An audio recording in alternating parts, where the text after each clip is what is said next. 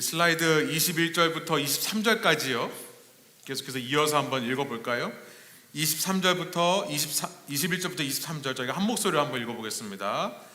바울과 바나바는 그 성에서 복음을 전하여 많은 제자를 얻은 뒤에 루스드라와 이고니온과 안디옥으로 되돌아갔다. 그들은 제자들의 마음을 굳세게 해주고 믿음을 지키라고 권하였다. 그리고 또 이렇게 말하였다. 우리가 하나님 나라에 들어가려면 반드시 많은 환난을 겪어야 합니다. 그리고 그들을 위해서 각 교회에서 장로들을 임명한 뒤에 금식을 하면서 기도하고 그들이 믿게 된 주님께 그들을 맡겼다. 그들이 믿게 된 주님께 그들을 맡겼다라고 말씀하고 있습니다. 슬라이드를 보여주시면 바울과 바나바는요, 비시디아 안디옥에서 유대인들의 시기를 받아서 쫓겨납니다. 그리고는 동쪽으로 약 90마일 떨어진 이고니온으로 가서 거기서 오래 거했다라고 지난 시간 우리가 살펴봤는데요. 지난 시간 마지막에 거기서도 쫓겨나서 이제 리스트라라는 곳으로 오게 됩니다. 본문은요, 이 루스드라에서 있었던 일을 중심으로 기록하고 있어요. 그 루스드라에서 지체 장애인을 고쳐 주었더니 그곳 사람들이 바울과 바나바를 신이라고 생각합니다. 그래서 제사를 드리려 했고, 두 사도는 18절에 보니까요, 겨우 말려서 그들로 하여금 제사 드리지 못하게 했다. 여기 보면요, scarcely restrained the people from offering sacrifices to them. 겨우 말려가지고 제사 드리지 못하게 했다는 거예요, 자기들한테. 저는요, 이 말씀을 읽으면서 이 두 사도들의 모습이 세상 사람들의 모습과 너무나 얼마나 다른지 그 이야기를 하지 않을 수가 없습니다. 제 속에 있는 모습과도 얼마나 다른지 모르겠어요. 사람의 기본적인 속성, 사람들은요, 어떻게 해서든지 타인의 예배를 받고 싶어 합니다. 사람은요, 어떻게 해서든지 타인의 예배를 받고 싶어요. 결국 우리가 세상에서 잘 나가고 싶은 이유가 그거 아닙니까? 승진하고 싶은 이유. 왜 승진하고 싶은 거죠? 왜 권력을 가지고 싶은 거죠? 왜 부자가 되고 싶은가요? 결국 그 마음들의 중심에는 내가 예배를 받고 싶어서가 있는 겁니다. 내가 예배를 받는다는 말을 우리가 잘 알고 있는 다른 말로 바꾸면 인정받는다는 말이에요. 인정받는 거. 목회를 하면서 심지어 목사라는 타이틀을 가지고 있으면서도 이런 유혹이 있다는 것을 너무나 잘 압니다. 예전에 제가 신학생 때 어떤 목사님이 이런 얘기를 하신 적이 있어요. 이 목회자가 되려고 하는 사람들은 반드시 마키아벨리의 군주론을 읽어봐야 된다.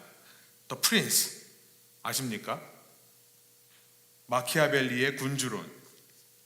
근데 읽어보신 분들은 알겠습니다만 지도자로서 어떻게 군중 심리를 잘 이용해서 권력을 가지고 통치할 수 있는가에 대한 방법론이 담겨있는 책입니다. 군중을 설득하는 기술, 군중을 지배하는 기술. 아마 그 책을 좋아하시는 분들이 있을지도 모르겠어요. 근데 저는 한 가지 확신합니다. 그 책을 가지고 정말 지혜롭게 회중을 다스리고,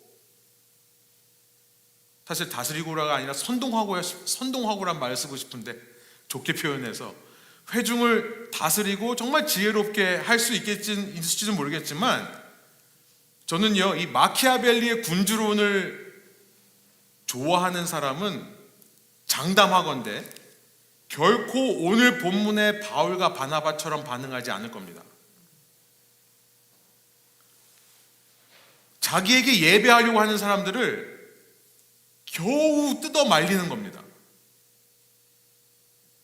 바울과 바나바는 왜 그렇게 했을까요? 14절에 보니까 바나바와 바울이라고 기록하고 있어요. 항상 바울과 바나바라고 하다가 갑자기 여기서 바나바와 바울.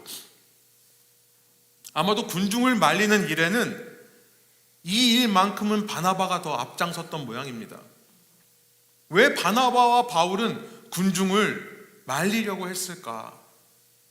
오히려 이것을 잘 이용하면 자신들의 목적을 달성할 수 있지 않겠습니까?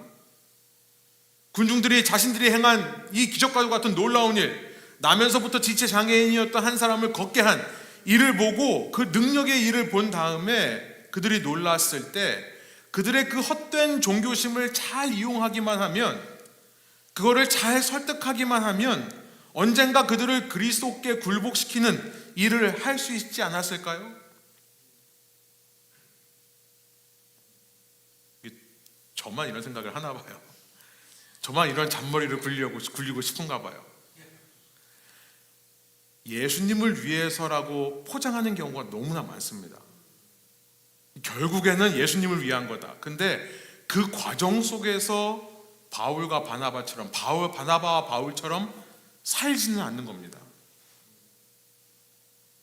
여러분, 이렇게 좀 지혜롭게 했다면 이들은 바로 다음에 일어날 일, 그 환난, 고난, 돌에 맞아 죽을 뻔한 일을 겪지 않을 수도 있었을 텐데 라는 생각이 드는 거죠. 15절입니다. 바나바와 바울은 이렇게 말해요. 여러분, 어찌하여 이런 일들을 하십니까? 우리도 여러분과 똑같은 성정을 가진 사람입니다. 우리도 여러분과 똑같은 사람입니다 라고 얘기를 하는 거예요. 여러분, 세상 사람들은요, 어떻게 해서든지 내가 다른 사람들과 다르다는 것을 보여주고 싶어 하잖아요. 세상 사람들은요, 내가 달라 보여야 내가 군림할 수 있고 내 밑에 사람들이 내 말을 들을 수 있다라고 생각을 합니다. 나는 남들보다는 더 특별한 열심이 있다는 것을 보여줘야 돼요. 그래서 여러분, 주위에 있는 사람이 저 사람 나하고 똑같은 사람이라고 생각하는 순간 그 사람의 말을 듣지 않습니다. 사람들은요. 이게 마키아벨리 군주론에서 그 얘기를 해요. 사실은 달라 보이라는 거예요. 사람들과 다른 행동을 하라는 겁니다. 내가 다른 사람보다는 특별히 더 지혜가 있고 능력이 있고 나는 성품도 다른 사람보다 훨씬 낫다는 것을 보여줘야, 그래야 사람들이 내 말에 관심을 갖고 듣기 시작합니다. 셀프 PR이라고 하죠. 내가 얼마나 내 관리를 철저하게 하는 사람인가? 왜 이렇게 관리를 열심히 합니까? 내가 얼마나 바른 사람인지를 왜 이렇게 보여주고 싶어 합니까? 내 영향력을 보여주고 싶은 거예요. 그 속에는 나는 남보다는 다르다라는 인식이 숨어 있는 겁니다. 그래야 나를 함부로 대하지 못해요. 제가 목회하면서요, 저한테 그런 얘기 하신 분들이 많았어요. 목사님, 좀 거리를 두십시오. 교인들과 거리를 거리를 잘 둬야 된대요. 너무 멀지도 않고 너무 가깝지도 않고. 무슨 말씀하는지 알아요. 왜냐하면 사람들에게 너무 가까이 다가가면은 무시한다는 거죠. 말을 안 듣는다는 거죠. 그런데요, 목사님들 설교를 가만히 들어보면은 이 마키아벨리 얘기를 하는 사람들이 참 많습니다. 설교를 들으면은 어떤 분들은 계속 설교 속에서 내가 얼마나 기도 많이 하는 사람인지를 은근히 드러내요. 내가 설교 준비에 얼마나 노력하는지 은근히 말합니다. 나는 정말 바쁘고 시간 없는 사람이라는 걸 계속 보여주려고 그래요. 그러면 사람들은 대단하게 여길 겁니다. 사람들은 함부로 대하지 못할 겁니다. 그런 사람들에게 집중할 거예요. 따라갈 거예요. 그러나 저는 한 가지 확신한 것이 있습니다. 그런 사람은 결코 15절처럼 나도 똑같은 사람이라고 바울과 같은 이야기를 하지 않을 겁니다. 바울, 바나바와는 다른 삶을 살 거예요. 16절에 보니까요, 바나바와 바울은 이방인들이, 특별히 그리스의 철학과 사상의 바탕을 둔 사람들이 어떤 삶을 사는지를 잘 알았던 것 같습니다. 하나님께서는 이전 시대에는 이방 민족들이 자기들대로 살아가도록 내버려 두셨다. 그런데 이제는 더 이상 안 그러신다는 얘기를 하고 있는 겁니다. 이제는 어떻게 하시는가요? 이방 민족이 살아가는 방식에 대해서 이미 예수님께서 제자들에게 하신 말씀이 있었습니다. 마가복음에 가보면요, 제가 너무나 좋아하는 말씀인데요, 제 목회에 제가 이 말씀이 가장 중요한 말씀이라고 저는 생각하고 목회를 하려고 노력하는데요. 또 이렇게 말하면 나는 괜찮은 사람이라고 얘기한 것처럼 보이지만 그런 거 아닙니다. 제가 말해놓고 제 스스로 함정을 팠네요. 이 말씀을 지키려고 하지만 참 힘든 것 중에 하나지만 어쨌든 제가 지키려고 노력하는 말씀, 마가복음 10장 42절부터 45절까지의 말씀인데요. 그래서 예수께서는 그들을 곁에 불러놓고 이 제자들끼리요, 누가 더 높냐, 이제 예수님이 예루살렘에 들어가시면 왕이 되실 텐데 네가 우편에 앉을래, 네가 오른편에 왼편에 앉을래, 이거 가지고 싸우는 거예요. 보다 못한 예수님께서 그들을 곁에 불러놓고 그들에게 말씀하십니다. 너희가 아는 대로 이방 사람들을 다스린다고 자처하는 사람들은 백성들을 마구 내리누르고 고관들은 백성들에게 세도를 부린다, 권세를 부린다. 그렇게 해도 되던 세상이었습니다. 주인은 종, 이 주종 관계가 있던 사회예요. 주인이 종한테 마음껏 권세를 부리는 거 괜찮던 시대였습니다. 그런데 그 시대에서 말씀하시는 거예요. 오늘날처럼 평등한 사회가 아니라 계급 사회인데도 그렇게 말씀하시는 겁니다. 그러나 43절, 너희끼리는 그렇게 해서는 안 된다. 너희 가운데 누구든지 위대하게 되고자 하는 사람은 너희를 섬기는 사람이 되어야 하고, 44절, 너희 가운데서 누구든지 으뜸이 되고자 하는 사람은 너희의 모든 사람의 종이 되어야 한다. 왜요? 왜 그래야 될까요? 그 이유가 무엇일까요? 45절에 그 이유를 말씀하십니다. 원어를 그냥 그대로 번역하면 그 앞에 왜냐하면이라는 말이 있습니다. 영어에 있는데 한국말엔 빠졌어요. 제가 왜냐하면 그 끝에 뭐뭐 때문이다 라고 한번 끝내볼게요. 왜냐하면 인자는 섬김을 받으러 온 것이 아니라 섬기러 왔으며 많은 사람을 구원하기 위하여 치를 몸값으로 자기 목숨을 내주러 왔기 때문이다. 왜 우리가 높아지려면 낮아져야 되고 으뜸이 되고자 하면 종이 되어야 하나요? 라고 물으신다면 한 가지 이유밖에 없습니다. 왜냐하면 바로 우리가 믿는 예수님께서 그런 세상과 다른 원리를 보여주시러 이 땅에 오셨기 때문에 그렇다는 겁니다. 그것은 십자가의 원리입니다. 많은 사람을 구원하기 위해 치를 몸값으로 자기 목숨을 주시는 십자가의 원리. 그래서 누구든지 그 예수님을 믿는 사람이라면 예수님처럼 섬김을 받으려고 하지 말고 도리어 섬겨야 될 것이다. 이것이 우리가 본문에 나와 있는 바울과 바나바처럼, 바나바와 바울처럼 살아야 되는 유일한 한 가지 이유라는 것입니다. 우리 주님이 그렇게 사셨기 때문에. 그러나 여러분, 질문이 있습니다.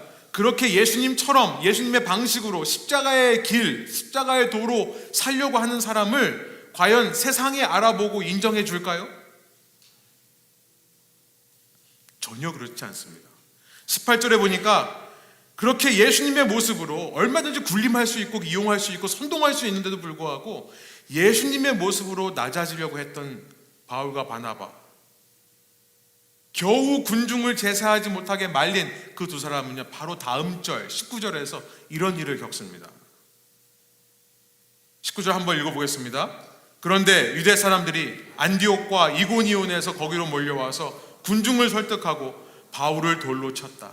그들은 바울이 죽은 줄 알고 그를 성 밖으로 끌어냈다.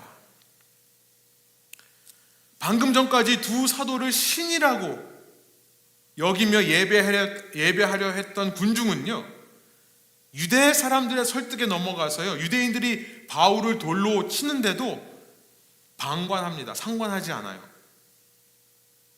돌에 맞은 바울은 거의 죽은 상태가 되었습니다. 사람들은 그가 죽은 줄 알고 성 밖으로 갔다가 버렸다고 되어 있습니다. 바로 이런 일 때문에 마키아벨리가 군주론을 쓴 거예요. 그렇죠? 마키아벨리가 그 유명한 이탈리아의 메디치 가문에게 이 군주론, 또 프린스라는 책을 헌정하면서 누구든지 권력을 가지려 하는 사람은 이 책을 읽어보라고 한 것이 아니겠습니까? 바로 이것 때문에. 사실 마키아벨리는요, 군중에게 존중받는 군주를 만들고 싶었던 거예요. 그래야 군중도 행복하고 군주도 행복할 수 있기 때문에 그렇습니다. 그런데 군중을 다스리지 못한 바울은 세상의 시각으로 보면 군중에 의해 죽을 고비를 맞게 되는 거예요. 핍박입니다. 고난이에요. 그런데요, 저는 그럼 성경에서 말하는 진리는 뭐냐? 저는 20절이라고 생각합니다. 20절이 정말 놀랍습니다. 한 목소리 한번 읽어볼까요? 그러나 제자들이 바울을 둘러섰을 때에 그는 일어나서 성 안으로 들어갔다. 이튿날 그는 바나바와 함께 더베로 떠났다. 여러분, 기가 막힌 하나님의 섭리입니다. 하나님의 섭리는요, 핍박과 고난을 면하게 하시는 것이 아니라는 것을 알게 돼요. 결국 우리가 이 군주론 같은 생각을 하고 군주 같은 책을 읽은 이유는 뭐냐면 그런 핍박과 환난과 고난을 피하기 위해서, 준비하기 위해서, 대비하기 위해서가 아닙니까? 그런데 하나님의 섭리는 어디에 있냐면 핍박을 피하거나 고난을 피하게 하시는 데 있지 않고요. 뭐죠? 핍박 후에, 고난 후에 회복하게 하시는 것이 하나님의 섭리라는 거예요. 이것이 하나님의 능력이라는 겁니다. 우리 기독교가요, 잘못 믿으면 안 돼요. 예수님 잘 믿으면 우리가 만사 형통해지고 내 삶에 여러 가지 문제들이 사라진다. 우리 새해마다 믿지 않는 사람들도 그거 하죠. 내 부럼 사가라, 내 애군 사가라, 이런 거 하잖아요. 액땜한다고 그러잖아요. 여러분, 하나님 믿는 사람들은요, 하나님이 어떤 분인지 제대로 알아야 돼요. 우리 하나님은 고난을 피하게 해주시는 분이 아니라 고난을 맞설 수 있는 능력을 주신 분인 줄로 믿습니다. 그게 우리가 하나님을 향한 기대가 되어야 돼요. 그래야 실망하지 않습니다, 여러분. 그래야 실망하지 않아요, 인생에. 제자들은요, 거의 죽은 상태가 된 바울을 둘러섰다고 되어 있습니다. 뭐 했을까요? 둘러싸서. 기도했겠죠? 기도했을 겁니다. 그러자 놀라운 일이 일어나요. 죽은 줄 알았던 바울이 회복되는 겁니다. 여러분, 저는요, 바울이 얼마나 겸손한 사람이기에 이 이야기 그냥 빨리빨리 넘어가라고 한 것 같아요. 저 같으면 자세하게 썼을 거예요. 제가 그렇게 살아났다면 자세하게 썼을 겁니다. 죽은 줄 알고 갖다 버렸다는 얘기는 거의 죽은 상태였다는 얘기예요. 죽은 척 한 게 아닙니다. 그런데 그런 바울이 회복되어 일어나자마자 그는요, 바로 성 안으로 다시 들어갑니다. 하나님의 선하심은 뭐냐면 고난받지 않게 하는 것에 있는 것이 아니라 고난을 받지만 회복할 길을 여시는 겁니다. 그리고 그 회복으로 인도하시는 거예요. 여러 가지 자연재해가 일어날 때마다, 불의의 사고를 겪을 때마다 사람들은 하나님을 원망합니다. 하나님이 살아계시면 왜 이런 일이 일어나느냐? 하나님이 살아계시면 왜 저 테러리스트의 그 총을 막지를 않느냐?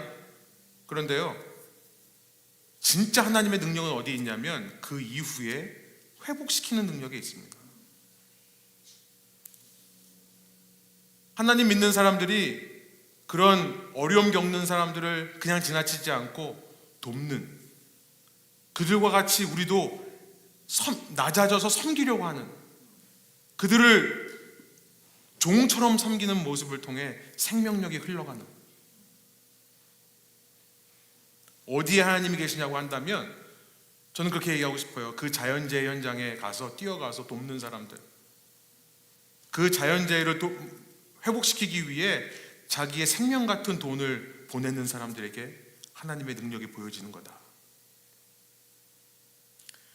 이 바울은요, 그리고 나서 더베로 건너갑니다. 그리고 바울과 바나바는 거기서 다시 안디옥으로 가려고 하는데요, 지도를 보여주시면요, 사실 더베에서 안디옥은 가는 길이 있습니다. 그런데요, 21절을 보니까 이들은 온 길을 되돌아가요.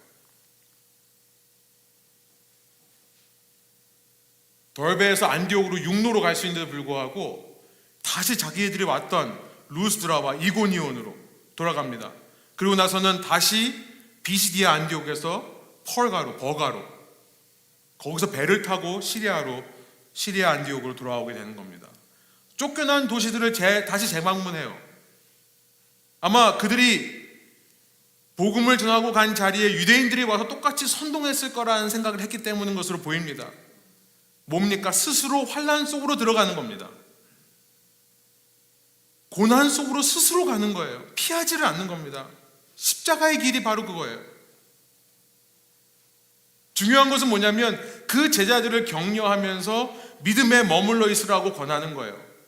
사도 바울에게 이런 능력이 있다면 다시 도시를 방문할 때마다 그들을 맞서는 유대인들을 하나님의 권능으로 제압하는 게 아니라요, 하나님의 능력은 어디 있었냐면 바울을 통해 그렇게 환난을 당하지만 믿음에 머물러 있으라는 격려를 받는 겁니다. 22절이에요. 그들은 제자들의 마음을 굳세게 해주고 믿음을 지키라고 권하였다. 함께 힘을 모아서 유대인 세력을 몰아내자가 아니라 핍박을 주는 유대인들을 앞에서 굳세게 해주고 믿음을 지키라고 권하는 것, 거기에 하나님 능력이 있다는 겁니다. 세상에서 말하는 방법으로 권력과 부를 얻어서 자원을 얻어서 환난과 고난을 피하고 면하고 살라는 게 아니라요, 오히려 22절에 보니까 우리가 하나님 나라에 들어가려면 반드시 많은 환난을 겪어야 합니다. 세상 속에서 하나님의 나라에 들어가기 위해 환난을 겪으라라고 말하는 겁니다. 여러분, 이것이 바로 십자가의 길이고요, 우리가 믿는 하나님께서, 그 선하신 주님께서 우리의 삶을 인도하시는 길입니다. 중요한 것은 과연 우리가 정말로 그 주님을 믿고 있느냐, 선한 주님으로 인식하고 있느냐 아니냐의 문제일 것입니다. 다른 말로 말하면 과연 그 주님을 선한 분으로 인식하고 내 삶을 맡겨드릴 수 있느냐. 이게 바로 신앙이라는 거예요. 그냥 교회 왔다 갔다 하고 종교생활하는 것이 아니라 우리를 환난 가운데로 인도하시는 주님을 신뢰하고 내 삶을 맡길 수 있느냐. 그래서요, 23절에 보니까 아까 우리가 읽었습니다만 이들이 한 일은 뭐냐면 그 환난과 핍박과 고난이 있는 가운데서 각 도시들마다 장로를 세웁니다. 교회 지도자를 세워요. 그리고 금식하며 기도하며 그들이 믿게 된 주님께 그들을 맡기는 일을 하는 겁니다. 26절, 바로 이것이 1차 전도 여행의 요약이에요. 그들이 선교 활동이라고 하는 것은 뭐냐면, 선교 활동의 정의가 이겁니다. 하나님의 은혜의 몸을 내맡기고 나서는 겁니다. 이게 바로 선교라는 거예요. 이게 바로 신앙입니다. 믿음 생활이라는 거예요. 내맡기는 것. 십자가의 길을 가면서 내 삶을 주님께 온전히 맡길 때 놀랍게도 주님은 그것을 통해 새 일을 행하십니다. 다시 본문의 처음으로 되돌아가 보면 루스드라에서 나면서부터 걷지 못하는 이 지체 장애인을 치료함을 통해 바울과 바나바는요, 지금 뭘 하고 있냐면 자기 평생에 처음으로 이방인에게 직접 복음을 전하고 있는 놀라운 일을 하고 있는 겁니다. 핍박과 고난으로 인해 쫓겨온 줄 알았는데, 내 삶에는 손해와 낭비만 있는 줄 알았는데, 하나님께서는 이 일을 통해 바울과 바나바의 생각을 바꾸시는 거예요. 이전까지는 유대인 회당을 중심으로만 생각했다고요. 그런데 루스드라에서 바로 처음으로 이방인에게 직접 복음을 전하기 시작하는 겁니다. 본문에 처음 기록되어 있는. 그리고 이제 15장에서 보겠습니다만, 이런 환난과 고난의 여행을 통해 바나바와 바울은요, 바울과 바나바는요, 이 초대교회 사람들의 인식을 뒤엎어 놓습니다. 이제 15장에서 보겠습니다만, 이방인들이 예수님을 믿기 위해서는 먼저 유대인으로 개종해야 하고 믿어야 된다라고 했던 당시의 인식을 깨버려요. 누구든지 예수님을 믿기만 하면 그리스도인이 될 수 있다라고 하는 새로운 교리를 확립하게 되는 장면이 15장에 펼쳐집니다. 바로 오늘 우리 같은 이방인이 예수님께로 나아오게 되는 길이 열리기 시작한 장면인 것입니다. 모두 인간적인 방법, 인간적인 생각을 내려놓고 주님께 내 삶을 온전히 맡길 때, 내 앞에 환난과 고난에도 불구하고 그 주님을 끝까지 신뢰할 때 일어난 결과들이라는 것이에요. 훗날 바울은요, 이제 인생의 마지막 때가 되어서 이 자기의 첫 여행을 되돌아보며 이런 기록을 남깁니다. 디모데 후서 3장 11절 12절인데요. 디모데에게 이 이야기를 해요. 여러분, 또 하나 하나님께서 놀라운 일을 하시는 게 바로 디모데입니다. 이제 16장 1절에 가면 나오겠지만 이때 루스드라에서 핍박을 받으면서 그때 디모데를 만나게 된 거예요. 그래서 이 디모데라는 사람에게 예전 그 첫 여행을 회상하며 이 이야기를 합니다. 그대는 안디옥과 이고니온과 루스드라에서 내가 겪은 박해와 고난을 함께 겪지 않았냐? 기억하냐? 나는 그러한 박해를 견디어냈고 주님께서는 그 모든 박해에서 나를 건져내셨습니다. 저는요, 여기서 키워드가 있다고 생각합니다. 하나님 믿는다는 게 뭐냐? 신앙생활 한다는 게 뭐냐? 견디면 건져내신다. 견디면 건져내신다. 이 루스드라에서 디모데를 만나게 되는 선물도 허락하시는, 주님을 믿고 주님께 삶을 맡기는 자들에게 주님께서 동역자를 허락하시는, 그게 바로 교회죠. 그러면서 바울은 그에 남겨진 마지막 편지에서 이렇게 말합니다. 12절 한번 한 목소리 읽어볼까요? 디모데후서 3장 12절. 그리스도 예수 안에서 경건하게 살려고 하는 사람은 모두 박해를 받을 것입니다. 이게 우리가 믿는 거예요. 이게 우리가 신앙생활 한다는 것의 정의입니다. 말씀을 정리해 볼게요.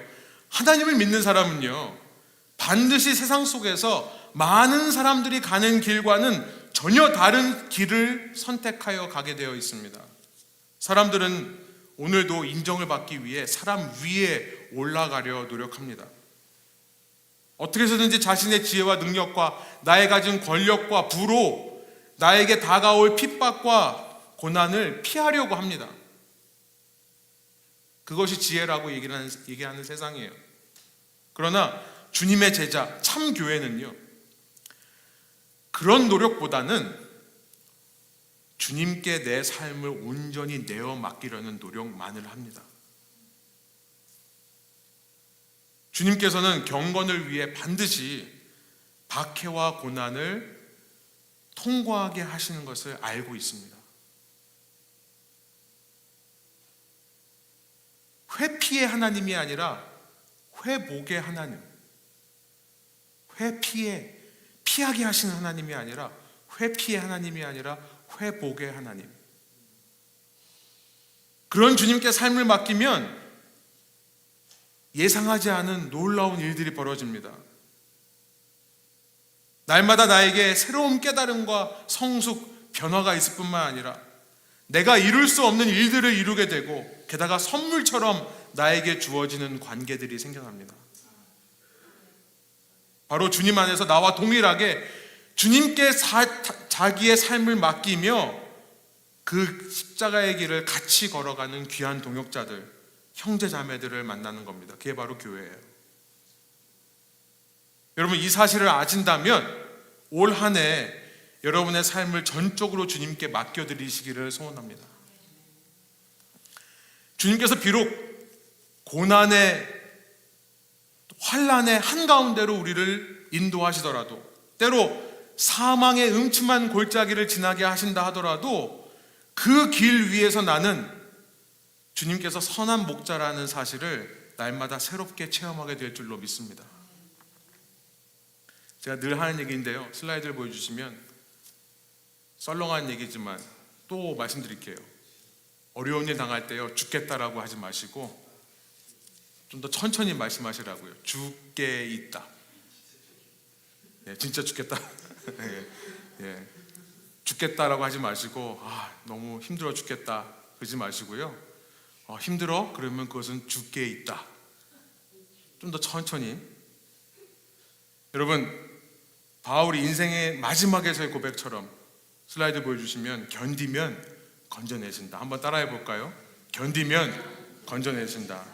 이것이 저와 여러분에게 이루어질 줄로 믿습니다. 함께 기도하시겠습니다. 하나님, 이 시간 저희가 말씀을 통해 우리가 믿는 것이 무엇인지, 어떤 분을 믿고 있고 어떤 삶을 살아가는 것인지를 다시 한번 깨닫게 해주시니 감사합니다. 우리 하나님은 고난을 피하게 하시는 회피의 하나님이 아니라 고난을 이겨낼 수 있는 회복을 허락하시는 회복의 하나님이신 줄로 믿습니다. 주님, 고난과 환난을 통과하는 데는 반드시 유익이 있는 줄로 믿습니다. 그 일을 통해 내가 날마다 새로운 깨달음을 얻으며 주님의 새로운 일들을 이루게 되고 그 안에서 우리와 함께 고난과 환난을 피해가는 그 길을 걸어가는 형제 자매들을 만날 수 있도록 주님께서 선물과 같은 관계들을 허락하심을 믿습니다. 하나님, 그런 것이 우리의 주님을 따라가는 십자가의 길 되게 하여 주시고 그 길을 따라가는 데 있어서 필요한 지혜와 능력을 구하오니 성령께서 우리를 도우시고 끝까지 잘 견뎌낼 수 있도록 인도하여 주옵소서. 그 견뎌낸 자들을 주님께서 건져주심을 믿습니다. 감사드리며 예수 그리스도의 이름으로 기도합니다. 아멘.